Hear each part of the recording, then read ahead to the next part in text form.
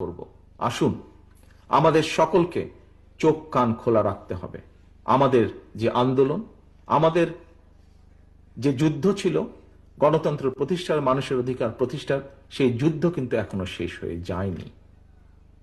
একটি হাদিস দিয়ে আপনাদের সামনে থেকে আজকে আমি বিদায় নিতে চাচ্ছি। একটি হাদিসে বলা হয়েছে, কোন ব্যক্তির মিথ্যাবাদী হওয়ার জন্য এতটুকুই যথেষ্ট যে সে যা শুনে সত্যতা যাচাই না করে তাই প্রচার করে বেড়ায়।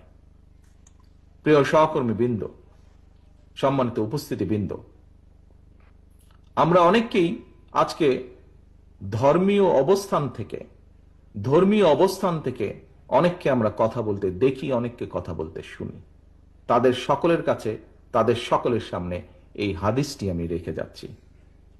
আমি আশা করব আমরা যারা এই দেশের, বাংলাদেশের মাটিতে বড় হয়েছি, বাংলাদেশের আলো বাতাসে বড় হয়েছি, আমরা আমাদের সর্বশক্তি দিয়ে এই দেশের স্বাধীনতা, সার্বভৌমত্ব, এই দেশের মানুষের অধিকারকে রক্ষা করব।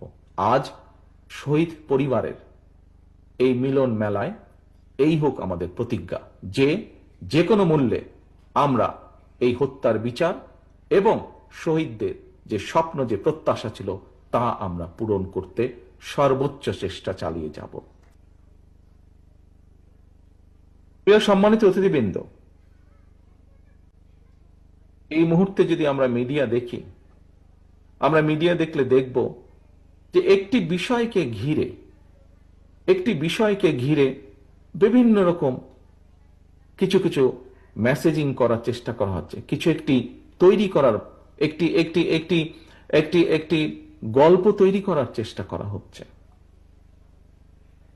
দেখুন, আমি আমার একটি রাজনৈতিক অভিজ্ঞতার কথা আপনাদের সামনে তুলে ধরতে চাই।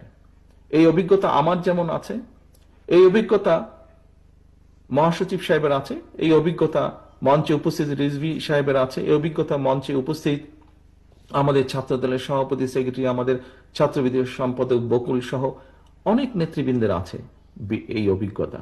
কি সেই অভিজ্ঞতাটি? আমরা যখনই বিভিন্ন মানুষের সাথে কথা বলি, এই দেশে আমি যুক্তরাজ্যে আছি, এখানেও যখন বাংলাদেশি মানুষের সাথে দেখা হয়, প্রত্যেকে বিভিন্নভাবে তাদের কিছু কথা তুলে ধরেন। আপনারা যেরকম তুলে ধরেছেন, কেউ বলেছেন প্রশাসনকে এটা বলে দিতে, প্রশাসনকে কঠোরভাবে নিয়ন্ত্রণ করতে অথবা ঠিকভাবে গাইড করতে, কেউ বলেছেন বিচারের কথা। বিভিন্ন জন বিভিন্ন পরামর্শ আপনারা দিয়েছেন, এভাবে বিভিন্ন মানুষ পরামর্শ দেয়। সম্মানিত অতিথিবৃন্দ, সকলের কাছে আমি একটি কথা তুলে ধরতে চাই। কেন বিএনপিকে আমরা, বা মানুষ পরামর্শ দেয় কেন বিএনপিকে?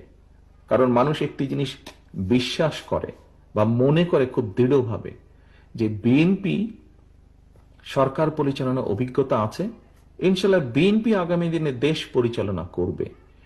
যে যেই কাজটা করতে পারে, আমি এটি তালি বাজানোর জন্য দেইনি, কিন্তু আমি একটি জিনিস বোঝানোর জন্য দিয়েছি, বলছি আপনাদেরকে। অর্থাৎ যে যেই কাজটি করতে পারে, অন্যজন অপরপক্ষ যদি বিশ্বাস করে যে অমুক ব্যক্তি অমুক কাজটি করতে পারে, করার ক্ষমতা তার আছে, তখন সেই বিষয় সংক্রান্ত পরামর্শ বা তার মতামত সে তুলে ধরে।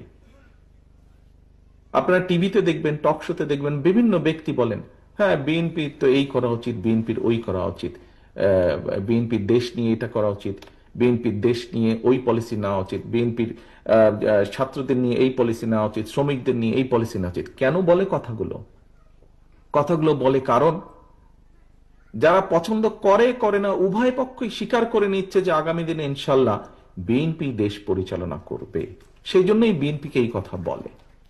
প্রিয় সহকর্মীবৃন্দ, বিভিন্ন সময় বিভিন্ন পত্রপত্রিকা ইদানিং আমরা দেখছি যে বিএনপি সংস্কারের এটি মানছে না, ওটি মানছে না, সেটি মানছে না।